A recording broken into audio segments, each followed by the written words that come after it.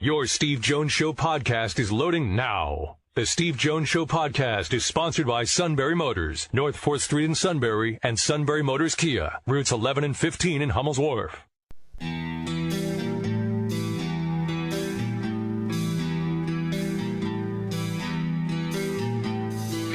Sports talk where your voice counts. This is the Steve Jones Show on News Radio 1070 WKOK. Now from the Sunbury Motors Studio, here's Steve Jones.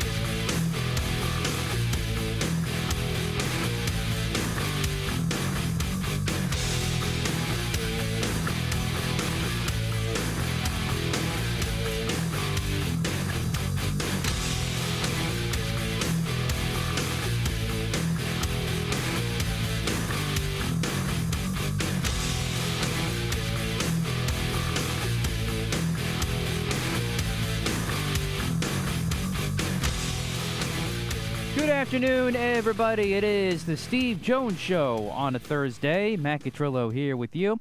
Steve will soon be there from the Sunbury Motors Studio. Sunbury Motors, 4th Street in Sunbury. Sunbury Motors Kia, routes 11 and 15 in Hummel's Wharf. And online at sunburymotors.com. Ford, Kia, Hyundai, great selection of new and pre-owned inventory. And you have a sales staff that is there for you, not just there for the sale. And a service department that is there with the diagnostics, the inspections, all the routine maintenance. And because they've been so good for 107 years in the SMC's existence, they're looking for more awesome technicians ready to serve you. They're looking for entry-level and experienced technicians to work in their quick lane, car, light truck service, heavy truck service, body frame and alignment, and towing departments. Whether you are an experienced technician, an entry-level technician looking for your first job, or someone looking for a career change, they'd love to hear from you. Stop by in person, apply online at sunburymotors.com, or call Todd at 286-7746. All at Sunbury Motors, 4th Street in Sunbury. Sunbury Motors Kia, routes 11 and 15, Hummel's Wharf, and online at sunburymotors.com. Another loaded show today, and a little bit at 3:20. The voice of the Pittsburgh Steelers, Bill Hillgrove, joins us at 3:20 to get the Steelers' take on the Battle of PA this week at the Link, 1 o'clock on Sunday. Of course, you can hear the Steelers and Bill Hillgrove and their broadcast over on 100.9 The Valley. You can listen to Merrill, who joined us yesterday, Mike, and the Eagles broadcast over on Eagle 107. Steelers broadcast begins at 11 on the Valley. Eagles begin at noon on Eagle 107. So Bill Hillgrove at 3:20 today. Final week of the regular season for our high school football roundtable at 3:35. Then we'll start getting into the playoffs next week with Lewisburg and Selinsgrove. So it's our final week talking Shikellamy. Shikellamy got Southern Columbia Friday night on WKOK at home for their season finale. Lewisburg and Mifflinburg will battle for the Little Brown Jug in Mifflinburg over on 100.9 The Valley. And on Eagle 107, on 94KX on Friday once again this week because of Game 1 of the World Series on Eagle 107. On 94KX Friday night, it's Selinsgrove and Midwest in their new Route 522 rivalry. So that's what's coming up. So we'll break down all those games coming up at 3:35. Then more countdown to Penn State and Ohio State. Aeneas Hawkins on the show today. And Reginald Walker Jr. back with us today as well. So we got a lot of football to get to. Always looking forward to that. And as far as the game goes for Saturday, I guess I'm sure you saw over the course of the last couple of days that there were some issues with the student section during the whiteout last week as far as students trying to get in an orderly fashion. So they've made some changes. Penn State mentioned that yesterday. Okay. I heard something about it. I honestly don't know what did or did not happen there. So that's why I won't comment on it, because I try not to comment on things I don't know anything about. So I heard about it, but that's about the extent of it. I heard about it. Sorry. Not the answer everybody was looking for, but I've sort of made it a policy not to talk about stuff I'm not quite sure about. Erica Dombach on women's soccer and James Franklin tonight on the show. And that's what we have tonight.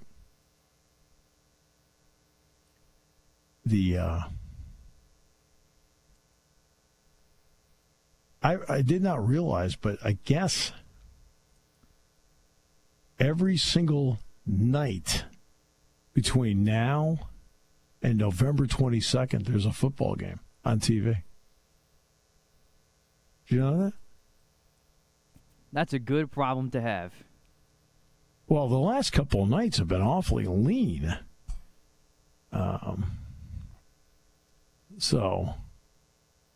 That is,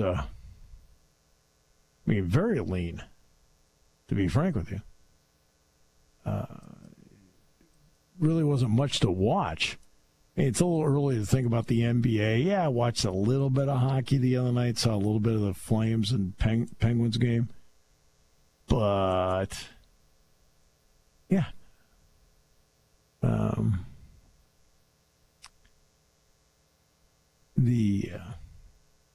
how about that? Every night between now and November 22nd is so it's Wednesday, November 23rd? 5, 12, 19, 20. Yeah. Is the first time that we will not have a football game on at night. Starting tonight. How about that? I mean, we wouldn't have had a sports problem the last couple of nights had the Yankees been able to muster on a couple of runs. But, it's like, again, your team killed the sports thing because they couldn't extend the series. Get the lingerie on the deck. Call the janitor. Right. Even you gave up. You're correct. I did. I did. I mean, even you gave up. Hey, you can put some equal blame on the Padres, too, you know. No, they don't have a $5 billion payroll. Valid point. Blame the Padres. What are you talking about? Blame the Padres. What are you doing? Typical Yankee fan, always trying to shift blame someplace else.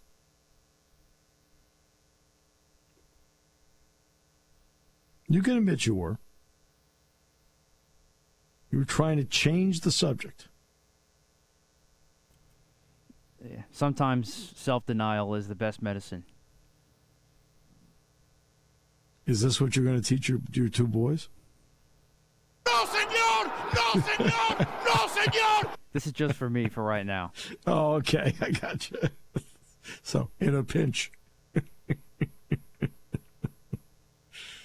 In a pinch.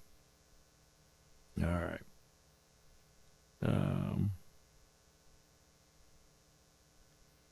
The couple things to bring up about the game on Saturday. The running game, obviously, we talked about the running game is going to be important on each side. The running game for Ohio State is really good, and it allows C.J. Stroud the ability. You already have a team off balance, and it gives their passing game, which is already dynamic to begin with, even more firepower because they have a running game. Travion Henderson has that burst. I know he's been hobbled a bit, but it looks like he's feeling a lot better. And Mayan Williams has been just terrific for them. Everybody always talks about. Everybody always talks about the 5-star guy, which I understand, which gets everybody excited. Williams is a 3-star guy out of Cincinnati. Same high school that produced Duron Cage, who's their starting defensive tackle. And he gets tough yards.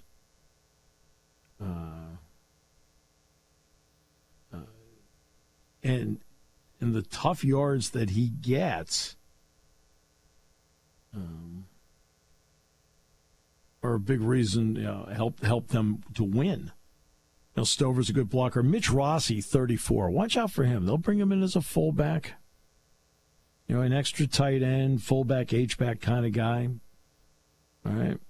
Blocks. I know they've thrown one pass to him for a touchdown. He's also run one other time. So it's not like he's never handled the ball. But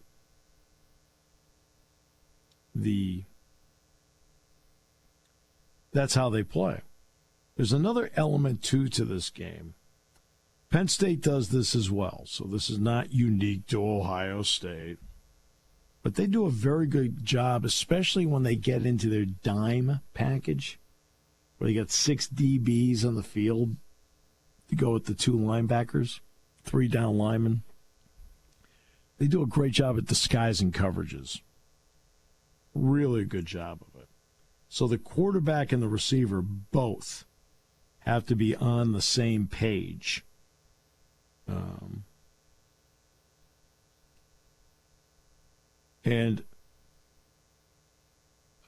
And that's important. And it's the same thing with Stroud and his receivers, because Penn State will disguise coverages too, especially when they get into a dime package. I mean, both teams do it. But it's the ability to read it, and it's not just the quarterback reading it. Both guys have to read it. But that's another key factor going into the game that you need to at least think about when these, when you get into games like this. They have a lot of talent, and they disguise it really, and they disguise what they're doing out there pretty well. They caught Iowa. I mean, Iowa, Petrus had a lot of trouble reading what they were doing. And then in Padilla, the same thing. They ended up throwing 3 interceptions in the game. But that is something that you need to look at. Same thing, though. Penn State does the same thing. I mean, believe me, they disguise coverages, too. They don't just sit out there and just do one thing and go, okay, beat it. No, it's not how it goes. The Yankees disguise coverages, too, but it didn't work. No.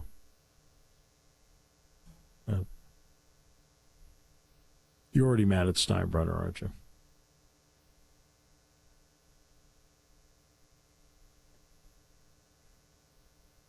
Do you think George would have put up with this? I mean, they're backing Boone, by the way. Yeah, not happy about that. Why not? He's your manager. He wins like 90-something games a year. No, senor! No, senor! No, senor! How about the fact that Bears are going to pay Quinn's salary the rest of the season? Eagles don't have to pay him.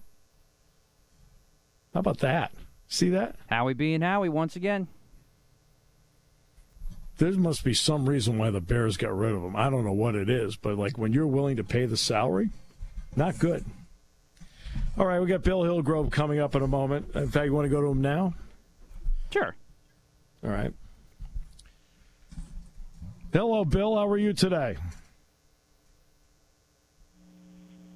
Hey, Bill. How are you today? I'm good. I'm ready. Snap the ball. All right, there you go. All set to go. Undefeated Philadelphia and Pittsburgh coming in. Bill, the last 2 games, what have you seen from the Steelers' defense that really has made a difference in how they've played? Well, I think there are fewer gash plays, and I think that's a good thing, especially the long runs. And I think with the amount of people who have returned from, the disabled list or injury list, I really think that, there's hope there.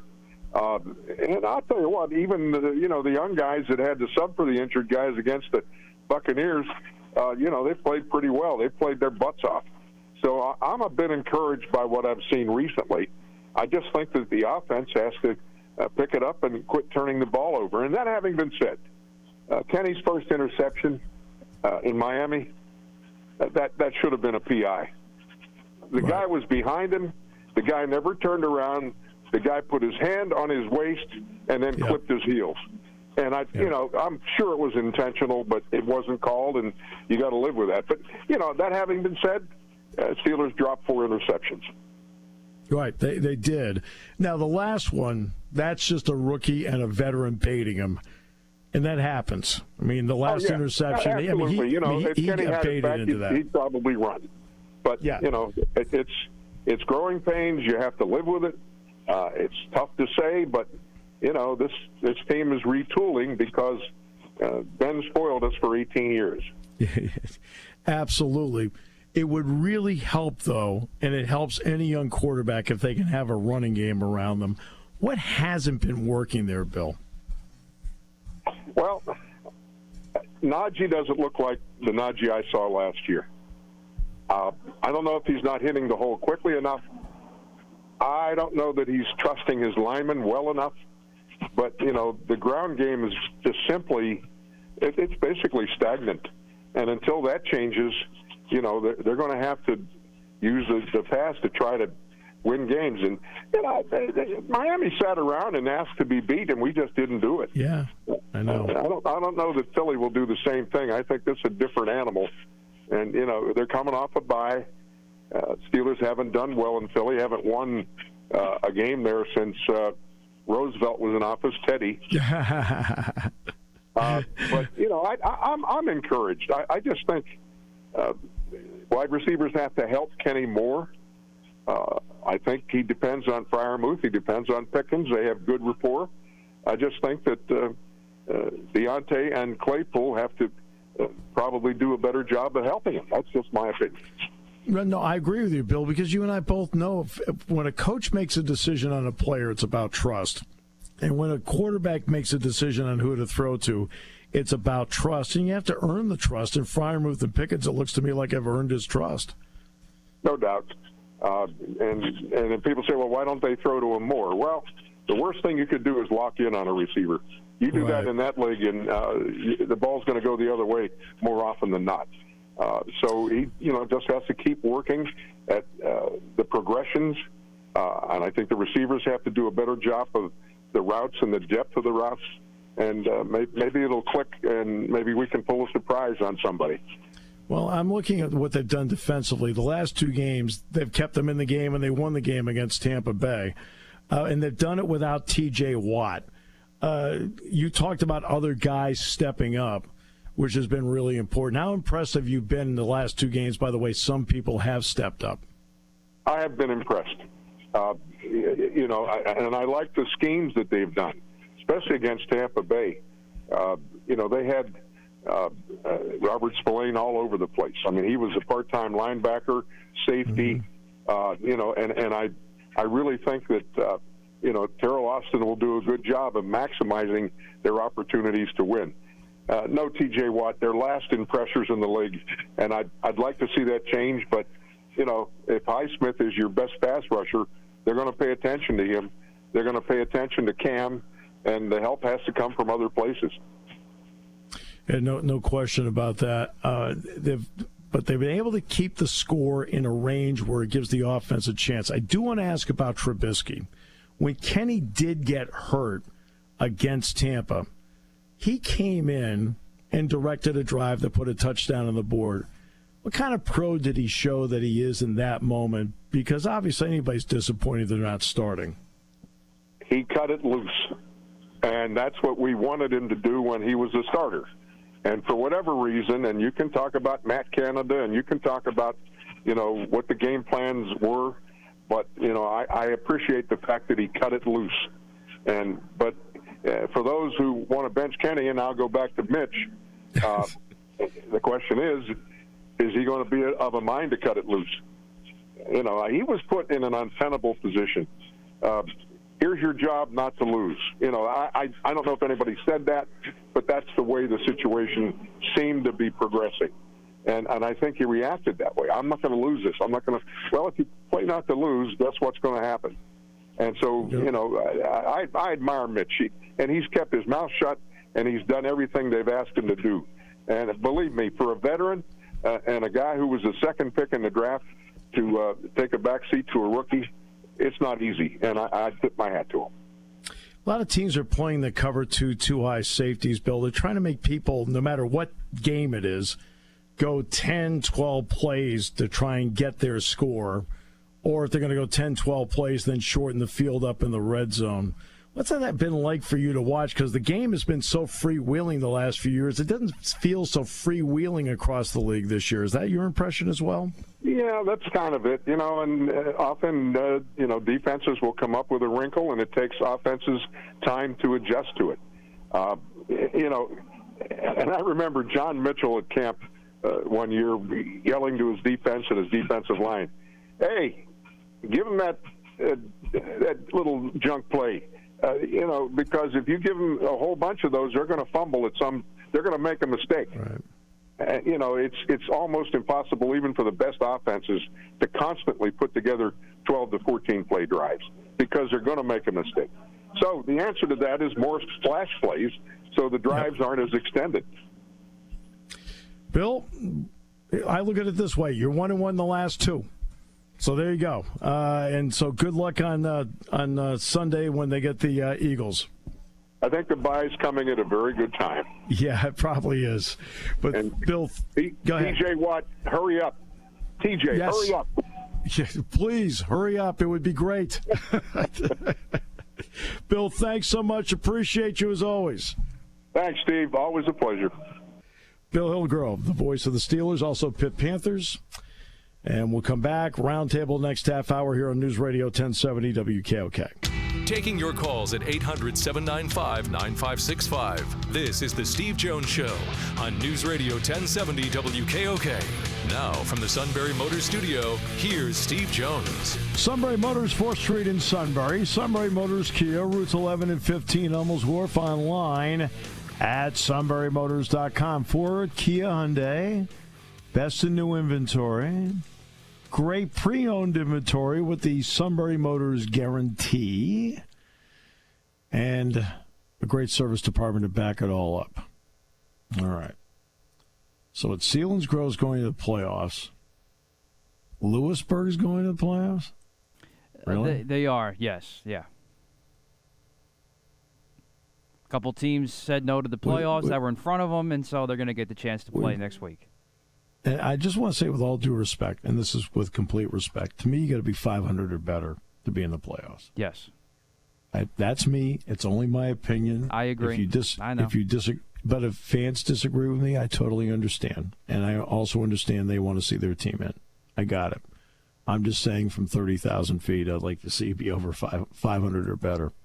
That's me. All right. Does this mean this is the last game of the season for the Sioux to announce? That is correct. Wow. Okay. Just when I thought there was a lot of negative stuff. All right. Okay. So, just kidding. Zach, how are you? Hey, I'm doing well. How about yourself, Steve? Doing well after I got some good news. Sorry about that, Matt. But really. Bingo! Your team down the stretch, why are they playing so well? I think it starts with a couple things. First, I would say this team is finally healthy. I think you're seeing the team, I think we talked about this a little bit last week, but you're starting to see the team that everyone expected in the offseason. They have a couple weeks now to work together. So you're seeing especially a lot of the skill guys being in the position that they were expected to be in at the beginning of the year. And most of those guys are sophomores and juniors that are, starting to feel more comfortable in the positions that they are.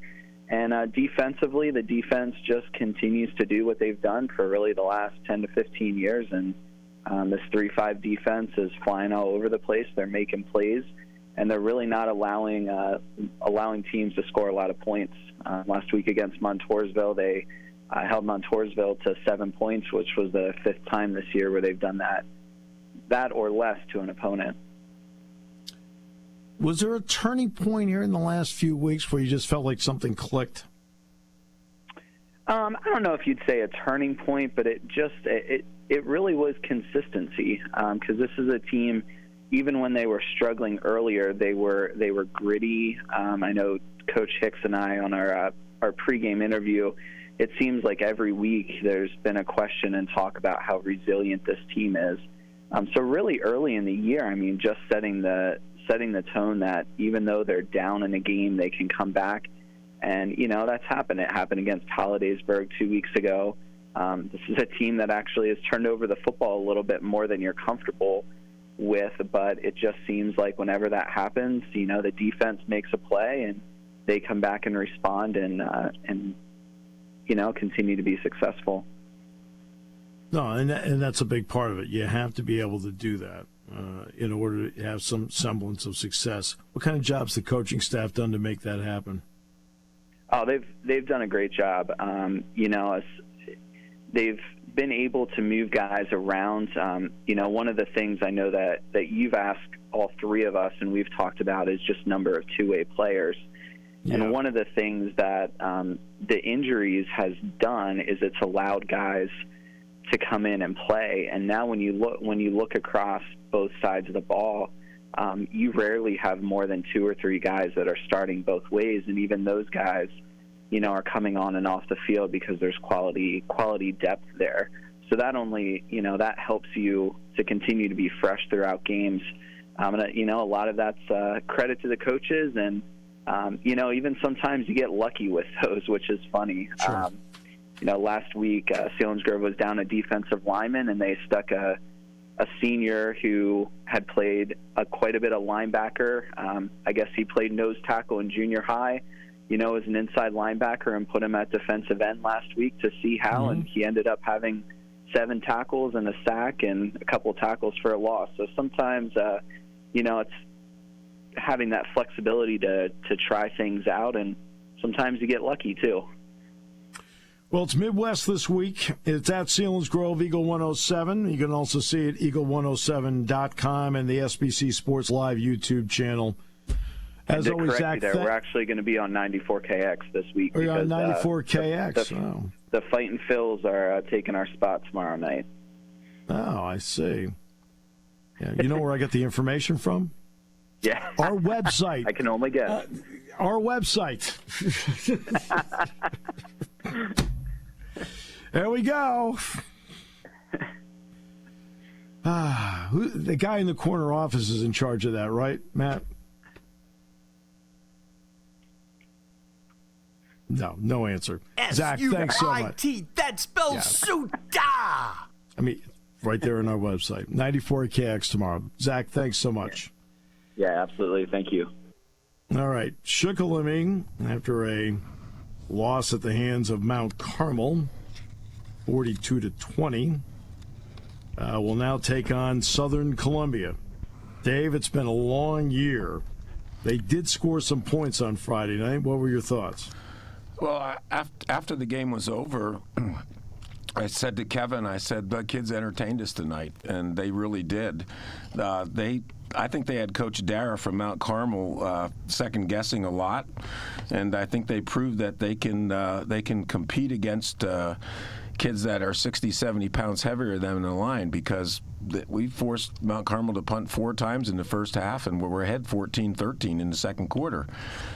We've caused some fumbles. We had an interception, and again, the defense played great. We moved the ball. The problem was we'd move the ball to the 30-yard line, and then we'd either stall or we'd get sacked and put ourselves out of position to score.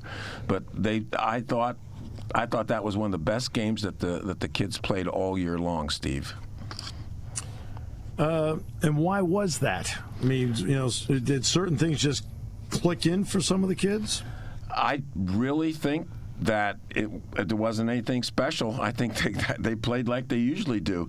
Whether Mount Carmel was taking them light or not, I don't know. I don't think so, because, like I said, that's a very good football team. Their running game, Shuckleming basically stopped that potent running game. We lost probably the last 3 touchdowns were passes, and they were all skinny posts, and we got beat that way. I really think that the kids have played hard all year long, and this year, in this game, we actually the offensive line did some blocking, because it wasn't like it was getting 3 yards in a cloud of dust. We had a 90-yard run for a touchdown. We had a 42-yard pass and run play for a touchdown, and we drove the ball. I think the last time we scored, we drove the ball almost the length of the field. So. I guess you could say it was magical if you want to, but I think it was just the fact that the kids They played hard. I mean, they're the underdog. What did they have to lose? All right, really. Southern Columbia has hit something called mortality this year. They're still good, but they don't win every game. Normally they take the field. I'll be honest with you. They take the field. It's already 14-0. They've already intimidated you. You're done. Not this season. So, how do you look at this matchup on Friday night at Chickalamy? Well, Greg and I were talking about that a little bit, and he and I both think we can give them a football game, mainly because they're pretty well one-dimensional. They don't pass the ball that much. And if a team doesn't pass against us, that's a good thing. Yeah. The only thing is, if Wozlowski gets the corner and you don't take the right angle, if you're a linebacker or a defensive back or safety, he's going to go the length of the field. So they have that big play back, and they also have a couple of other backs that are just good, hard, solid runners. Barnes, if he plays, is the same thing as Wozlowski. They're just studs at the halfback and fullback positions. Their line, I watched them 3 times, and their line isn't as big as they usually are, and I don't think they're as I don't know if they're I don't want to say they're not as good as they've been in the past, but they have struggled from time to time. And if you think about it, Mount Carmel, I think, beat Southern like 35-20, and they beat us 42-20. So it's and both teams. I know Mount Carmel got the ball. I think 5 different times on turnovers in pretty good field position to shut Southern down and score their touchdowns. So I know you can't compare one game to another as far as opponents, but I think that the Braves will play pretty well on Friday night. That'll be on the WKOK Sports YouTube channel and News Radio 1070 WK, and of course at WKOK.com. All right, Greg. Little Brown Jug game coming up, right? Yes, it is. Boys are excited about that. Mifflinburg, Lewisburg. Well, how much more has the excitement kicked in because they've won a couple in a row? Oh, I think that's a big deal, Steve. And they played well winning the games. That's one of the things. And they're excited about this game. They remember last year they beat Mifflinburg, pretty much the same teams. 12-6. The only difference is it was in a downpour, and this is supposed to be pretty nice weather tomorrow night for a football game, and it's at Mifflinburg also. Right, it's at Mifflinburg, yep. And that which and that will bring about the emotions exactly that we talk about. Yeah, but you know what? Lewisburg's put up 63 points the last 2 games. Yes. What's been better offensively? Well, the offensive line, they changed the blocking scheme of the offensive line halfway through the season. And realistic, what they've done is they've developed a running game, which that in turn has opened up the play-action passing. And the first 2 games with this, their starting quarterback was in concussion protocol. He's now back. Since he's come back, he's completed, 14 of 19 passes. That's been a huge difference. They've gotten, they've had a balanced attack both offensively and defensively, but they throw the ball and they've been able to run the ball, and that's been a big key. So for Dave and Greg both, sometimes when you go through and you're not winning games, the coaches will simplify some things. Yes. Now let's do some basics and simplify. Yep. Have each of you seen that with the teams that you're broadcasting? For sure, for Lewisburg, yes. Yeah, Coach Kaiser has gone back to more fundamental Delaware wing T offensive plays instead of going a lot of pro sets, and that has helped a lot. Yeah, you're exactly right. He simplified, I would say, as much as anybody could. Yeah, and Lewisburg has essentially gone to an I formation in the backfield and a quarterback under center 80% of the time instead of running the RPO. All right, so one final question, and this will be on 100.9 The Valley on Friday night, tomorrow night. Yes. And that's about last year, It was a 12-6 game. You said it's essentially the same teams. What are you seeing in the Mifflinburg version this year? I think their quarterback is better this year than he was last year. He's a big kid. I'd say he's 6'3", 6'4", probably about 215 to 220 pounds. When he was a younger player, he played offensive and defensive line. So he is a big kid, and he's a heck of a baseball player. He has a running back that last week ran for 366 yards, Andrew Deal. He has another running back, a Breed kid that also is a good running back. They have a balanced attack. And the other thing this year, Steve, is right now coming into the game, Mifflinburg's pretty healthy. And last year coming into the Lewisburg game, they lost their running back very early in the game. And again, like I said, it was a night, man, it was just a windy, rainy night. It was an ugly night, not a good night for passing, which really benefited Lewisburg because that essentially took the Mifflinburg quarterback out of the game. Well, it's going to be a beautiful October night tomorrow night. It will be beautiful, yep. Hopefully everybody gets out to every game across the area and to the, Lewisburg and Mifflinburg speaks for itself. It's the Little Brown Jug game. Yep. Selinsgrove's playing well. That speaks for itself. For Shikellamy, this is the last game for those kids on this field, including the seniors. And I would hope that people come out and give their full support because they're putting in a lot of time, no matter what the record, to get out there and play well. We've had excellent support all year long. It's nice that the community doesn't give up on a team, just because they're not winning everything. So I think we'll be fine tomorrow night. Cool. Guys, thanks so much. Appreciate it. Thank you. Thank you, Steve.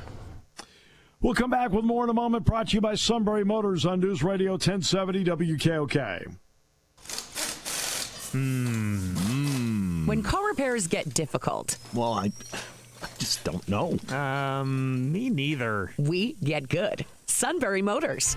More than quality new and used cars, Sunbury Motors specializes in complicated auto repair diagnosis. They can handle intricate repairs and even complete auto body with service open Monday through Friday, 7 till 4. And Sunbury Motors has made simple repairs easy. Maintaining your vehicle is necessary. Finding the time to do it is difficult. Welcome to Sunbury Motors Quick Lane. Open 7 till 4, Monday through Friday. Just walk in or call ahead. Relax in their remodeled waiting room with Wi-Fi, beverages, and snacks. While Sunbury Motors factory trained techs take care of your oil change, tire alignments, brakes, and inspections. Quick Lane, 6:30 to 6, Monday through Friday, Saturday, 6:30 till 2. Sunbury Motors, Ford and Hyundai, North 4th Street, Sunbury. And Sunbury Motors Kia, routes 11 and 15 in Hummel's Wharf. We take the out of auto repair. Is there anything that you wanted to say at this point about the Big Ten schedule next year? I know it's something you addressed at Media Day, but it actually came out and you're on the road again. Or is that something you prefer to talk about later? Yeah, I prefer to talk about it later. Pat's already addressed it. I could bring it up and then do another dramatic pause for a couple seconds and go from there. Yeah. I mean, so everybody understands. Obviously, I talked about this yesterday. And as the broadcaster, I don't care where we go, who's first, second, third, whatever. I'm just thinking about the programs. And to me, my commentary yesterday was more of an organizational comment about the Big Ten. Like, in other words, I don't think they're paying attention. You know what I mean? That's my biggest point is that, guys, you got to pay a little more attention to some of these things. I kind of feel like the computer spits it out, and they want to make sure certain matchups are there, which I understand. So they have certain matchups that are really important for the TV brand. I got that. That's fine. But you've got to be able to take care of the little things, and the big things take care of themselves. And I feel when it comes to things like this, or Illinois not getting a Saturday home game in basketball last year, as an example, those are the little things falling through the cracks I don't think they're paying attention to.